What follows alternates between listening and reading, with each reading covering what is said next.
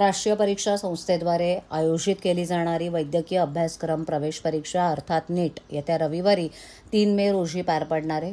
ठाणे जिल्ह्यातील 27 केंद्रांवर एकूण 12,862 विद्यार्थी ही परीक्षा देणार असून परीक्षेचं नियोजन पारदर्शक, सुरक्षित आणि सुरळीत पार पडण्यासाठी जिल्हाधिकारी डॉ. श्रीकृष्ण पांचाळ यांनी प्रशासकीय यंत्रणेला सज्ज राहण्याचे निर्देश दिलेत. जिल्हाधिकारी कार्यालयात आयोजित समन्वय बैठकीत ते बोलत होते. या परीक्षेची वेळ दुपारी 2 ते सायंकाळी 5 वाजेपर्यंत असून दिव्यांग विद्यार्थ्यांसाठी सायंकाळी 6 वाजेपर्यंत सवलत देण्यात आली आहे. परीक्षा केंद्रात प्रवेशाची प्रक्रिया सकाळी 11 वाजल्यापासून सुरू होईल आणि दुपारी 1:30 वाजता प्रवेशद्वार बंद केलं जातील.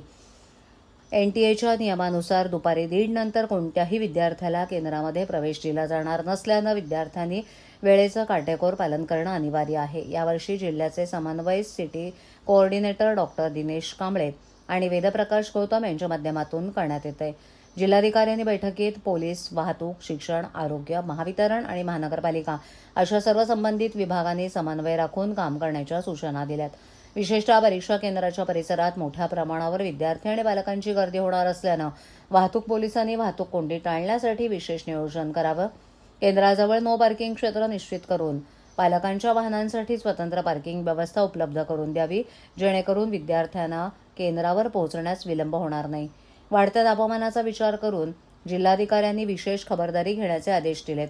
परीक्षा केंद्रांवर विद्यार्थ्यांना पिण्याचं थंड पाणी, पालकांसाठी सावलीची बैठक व्यवस्था, प्राथमिक उपचार पेटी आणि आपत्कालीन वैद्यकीय सेवा सज्ज ठेवण्याच्या सूचना करण्यात आल्या आहेत. परीक्षेच्या नियमावलीनुसार विद्यार्थ्यांनी कोणतेही इलेक्ट्रॉनिक साहित्य, मोबाईल फोन किंवा सोन्या चांदीचे दागिने घालू नयेत. विद्यार्थ्यांना परीक्षेसाठी लागणारे पेन केंद्रामार्फतच पुरवले जाणार असल्यानं त्यांनी पेन, पेन्सिल किंवा रबर सोबत आणू नये असंही स्पष्ट करण्यात आलंय.